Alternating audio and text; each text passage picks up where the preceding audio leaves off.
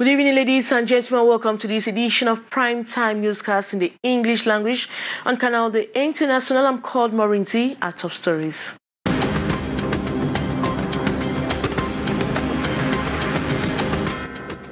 Cameroon this October 26, 2021 commemorated the National Day of Social Economy within the framework of exchange and experience sharing on issues related to social development and economic solidarity.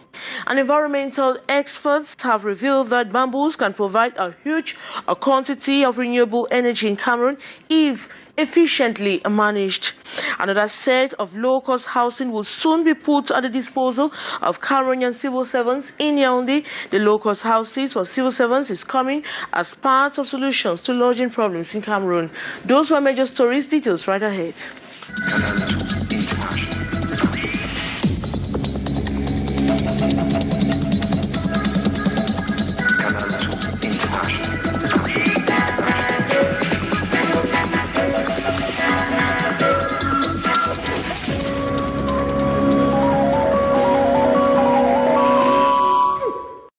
Good evening once more. To implement government's policy on the promotion of social and solidarity economy, the state of Cameroon this October 26, 2021 commemorated the National Day of Social Economy within the framework of exchange and experience sharing on issues related to social development and economic solidarity. More with our student journalist from Yaoundé. Competitiveness of social economy units and regional development in the line of National Development Strategy 2030 is a theme that marks the 5th edition of the National Days of Social Economy, opened this Tuesday in Yaoundé. It is aimed at highlighting the importance of social economy units within the context of structural transformation of the economy to boost regional development. The National Days of Social Economy is a reflection, exchange, and experience sharing platform around the themes linked to the development of the social economy sector. It should be recalled.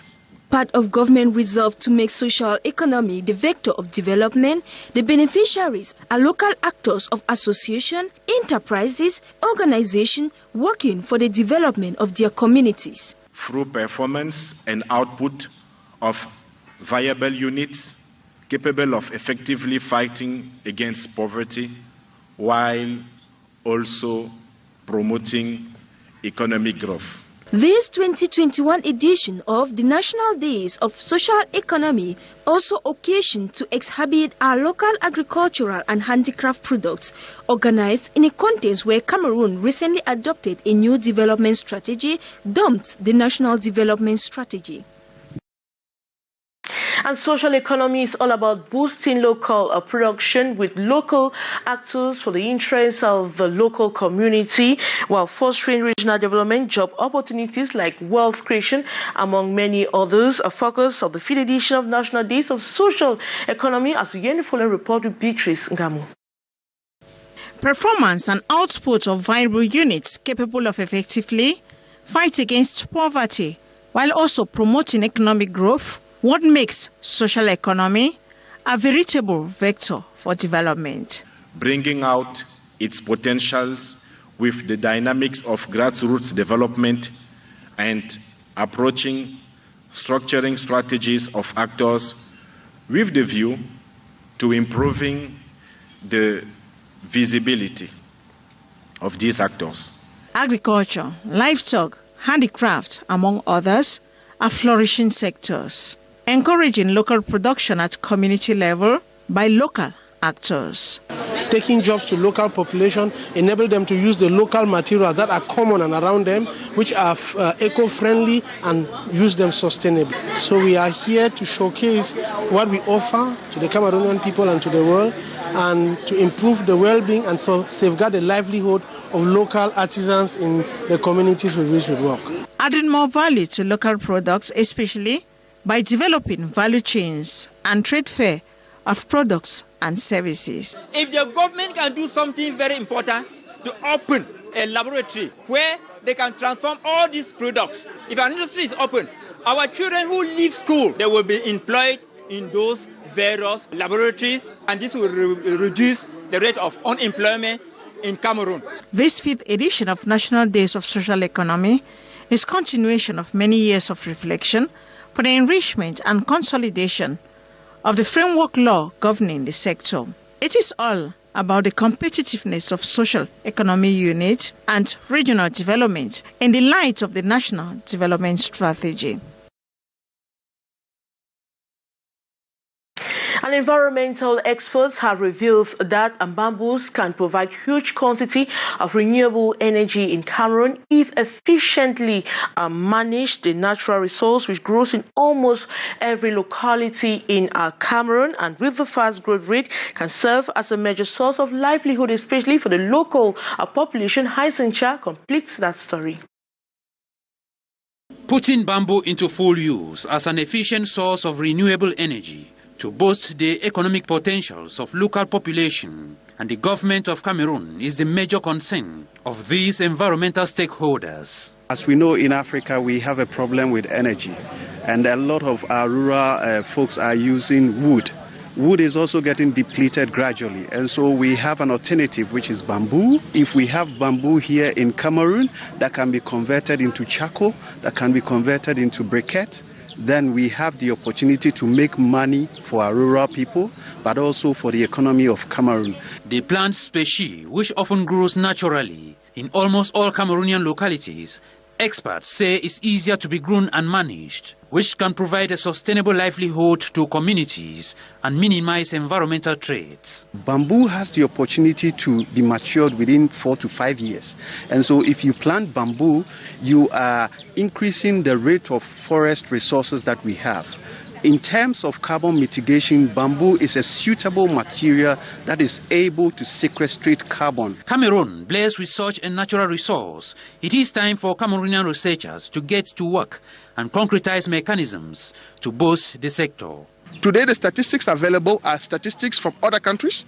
We need statistics from Cameroon. So we want to invite all these researchers to go in there, try to estimate how much charcoal we can sustainably produce from a bamboo. It was equally an occasion for the Ministry of Water and Energy Resources to paint a picture of renewable energy strives in Cameroon, a situation which, from evidence, still requires enormous efforts. UNESCO has launched a project for sustainable cities, this with partnership with the Ministry of Decentralization. The project is aimed at transforming the Douala 1 municipality, for example, into sustainable and intercultural municipality. This was announced today in a conference that the project will be completed in 4 years' time. As we hear the following story with Saleh Sharifa. The project for a sustainable city in the first district of Douala municipality has been launched by the UNESCO. It is aimed at developing and upgrading the sustainability of the city. The project, which will last for 4 years from now, with the Municipal Council of the first district of Douala as leader, is backed up by the European Union. We are therefore going to unearth this memory so that we know where we come from and where we are going to. All this heritage that we have in the first district of Douala, it is question for us to enhance it back. The context in which the project takes place fits in specific general context that Cameroon is experiencing an urban governance problem and is suffering from a lack of vision in terms of cultural urban development. That is, in social inequalities and marginalization in urban policies have transformed certain cultural heritage into marginal areas and they receive no attention. Value the past and build on that past to build the future, but also to have a city which is interconnected with the rest of the world and project itself in the future through these, what they call now a smart, intelligent city development. The mayor of the first district of Douala knows the systematic enhancement of his city's cultural heritage for cultural urban development and is aware that to do so will require experts. So his multiple actions of contact with the executive of the city of St. Louis in Senegal, which has been able to promote the French colonial built heritage as a UNESCO World Heritage. The collaboration will make the town a municipality common ancestral and historical heritage with decent housing and intelligent municipality. Another set of low-cost housing will soon be put at the disposal of Cameroonian civil servants in Yaoundé. The low-cost housing project for civil servants is coming as part of solutions to lodging problems in Cameroon. The protocol to operate these facilities has been signed between the Cameroon Real Estate and the concerned ministries. As we hear the following story, with Hyson Chia. Housing problem still remains a veritable challenge for Cameroonians, with majority of the entire population still dreaming to live in comfortable lodging facilities. The strive to improve upon the housing situation continue to preoccupy the government. It is in line with this backdrop that the Ministry of State Property, Survey and Land Tenure and the Cameroon Real Estate Corporation signed an agreement this October 25th on the birth of the Abiago building, a low-cost building to meet the needs of civil servants. By this agreement, the head of state will grant to civil servants as well as to other population a decent housing and affordable housing. And happy to see that this agreement comes just after the launching of the new innovative way to construct at a lower cost. A joint initiative of different ministerial departments to minimize the lodging difficulties. We are working within a partnership, institutional partnership, between MINCAF, MINDU, MINFI and others, so that the problem of housing of civil servants be resolved progressively. The new low-cost flats located at Cité Verte in the nation's political capital is also expected to generate hundreds of millions monthly for the state's coffers. By signing this agreement, the Cameroon State Corporation is having more than 200 million a month for our exploitation. Minister Henry Eyebe Aisi equally reassured Cameroonians that the Ministry of Finance have taken measures to ensure that the financial needs of the state workers be covered annually to boost the national policy of low-cost housing. Farmers associations and common initiative groups in the north region of Cameroon have expressed satisfaction with training on market gardening and beef keeping, saying it would help increase production. The training, according to organizers, will also help fight against poverty and food insufficiency. As we hear the following story. The aim of this training is to modernize market gardening, orchard farming as well as beekeeping activities in Bashur in the north region of Cameroon. The farmers are opportuned to receive lessons on the 5 different training models with emphasis placed on simplified techniques for the production, preservation and processing of tomatoes, okra, watermelon and onions. We now know several techniques and practices to implement, whereas before we knew just a few. This training is very beneficial. It is obvious that we couldn't apply the real techniques because we were ignorant. For example, the cultivation of tomatoes. We sometimes noted that when we plant, they don't germinate, and we thought they were bad seedlings, whereas we didn't know what was happening. Thanks to this training, we will henceforth succeed. Even with onion, we did not know how to preserve them, but henceforth we will do the right things. At the practical phase of the workshop, participants were drilled on the abusive use of pesticides, while beekeepers were schooled on the modern ways of carrying out their activities. The objective for me is to modernize the cultivation of some products and to protect the environment. This is for young people. No matter the job they do, they can involve in bee farming and become an entrepreneur and sell their products wherever they work. The training for common initiative groups and farmers associations in Bashur will certainly equip them to better fight against poverty and food insufficiency in the area. We now talk health. More than 1,000 women in Cameroon are said to be suffering from breast cancer and other related ailments yearly. Experts say early diagnosis is just the first stage to weed out the disease. Unfortunately, many women still shy away from breast cancer screening. As Cameroon joined the world to commemorate World Cancer Day, the Douala Oncology Center has been carrying out a month-long free cancer screening. As we hear in the following story. A free cancer screening is ongoing at one of the biggest oncology centers of the Central African sub-region at Bikoko, Douala. The month-long screening, in line with the World Cancer Day, was launched by the Delegate of Public Health for the Littoral, Dr. Mambo Makaabe.